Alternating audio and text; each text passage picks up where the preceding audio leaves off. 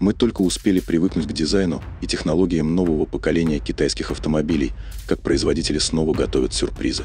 Конкуренция на внутреннем рынке настолько высокая, что компании стремятся не просто удержать внимание, а удивлять покупателей все новыми идеями, функциями и доработками. Сегодня китайская автоиндустрия – это скорость, технологии и амбиции. Здесь никто не ждет по 5 лет до рестайлинга. Инженеры и дизайнеры вносят изменения буквально на ходу, чтобы сделать машины еще привлекательнее, современнее и доступнее. И вот мы как раз оказались в самом центре этого процесса. В Китае стартовал сезон обновлений популярных моделей, если можно так выразиться. А одной из последних громких премьер стал обновленный рамный внедорожник Tank 400 с освеженным дизайном, 2 гибридными установками и новой системой автономного вождения.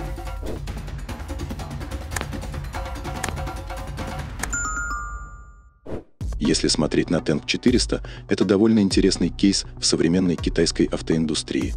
Модель появилась на китайском рынке в сентябре 2023 года и сразу привлекла внимание своей рамной конструкцией и солидными внедорожными возможностями.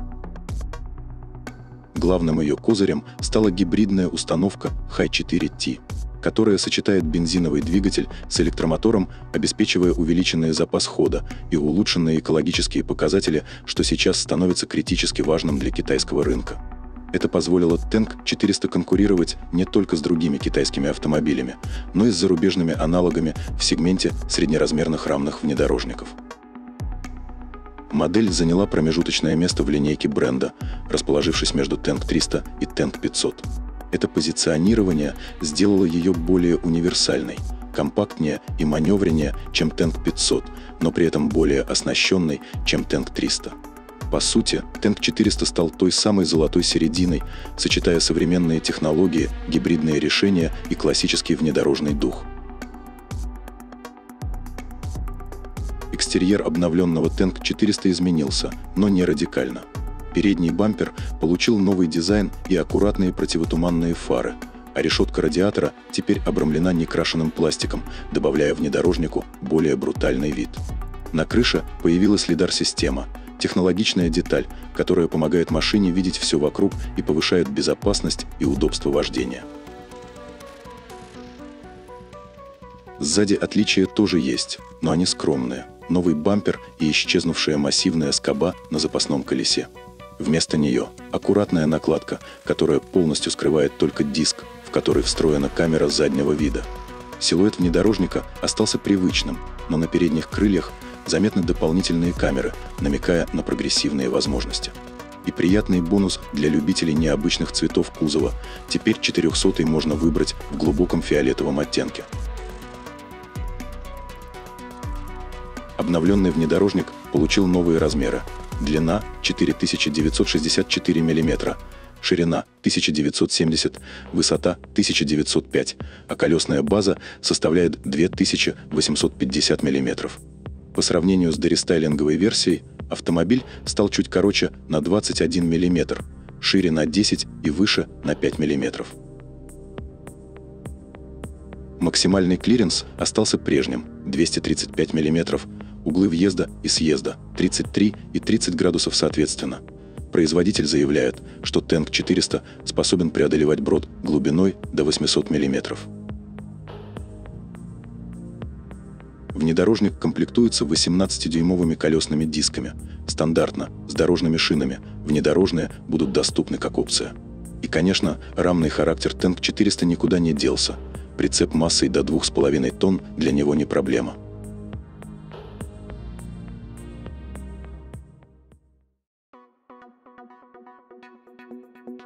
В целом интерьер Tank 400 обновили в том же духе, что и его экстерьер, изменения точечные, но заметные. Приборная панель по-прежнему 12,3 дюйма, центральный экран чуть больше 16 дюймов. Но теперь разделительный тоннель перекочевал в стиль рестайлинговых Tank 300 и Tank 500, а селектор коробки передач переехал за рулевое колесо. На освободившемся месте удобно расположились пара беспроводных зарядок и блок физических кнопок. Все, чтобы пользоваться было проще и приятнее. Передние сиденья теперь не только с подогревом и вентиляцией, но и с массажем. В салоне внедорожника есть целый набор фишек, которые делают поездку комфортнее. Зеркало заднего вида с потоковым видео, встроенный в подлокотник мини-холодильник и 15,6-дюймовый потолочный экран для задних пассажиров. Правда, скорее всего, экран будет доступен как опция. Но на этом новшества не заканчиваются. Автомобиль получил интеллектуальную систему помощи водителю Coffee Pilot Ultra.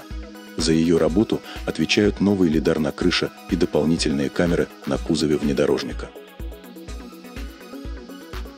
Багажник объемом 566 литров оснащен розеткой и крючками для поклажи. Если сложить сиденья второго ряда, они образуют ровную поверхность, превращая багажник в настоящую мобильную спальню или вместительный отсек объемом 1800 литров.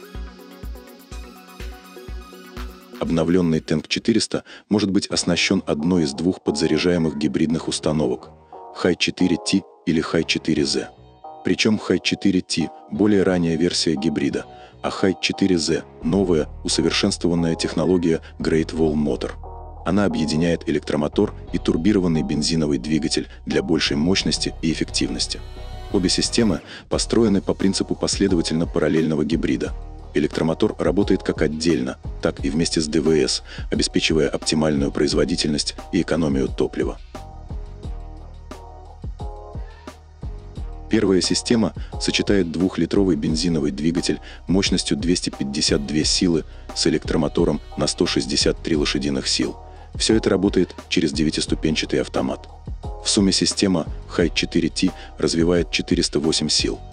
Производитель не уточнил разгон до сотни, но, судя по всему, он остался прежним – 6,8 секунд.